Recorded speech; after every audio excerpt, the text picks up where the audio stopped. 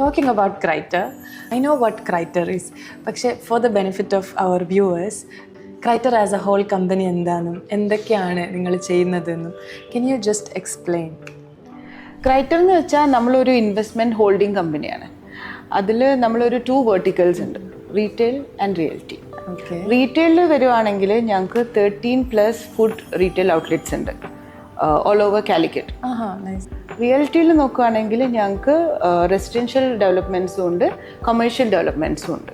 Okay, I think commercial ബിൽഡിങ്ങിൽ വരുന്നതാണല്ലേ നമ്മളിപ്പോൾ ഉള്ള എമിർ centre, I guess. Okay, എമിർ centres എന്താണ് ആക്ച്വലി?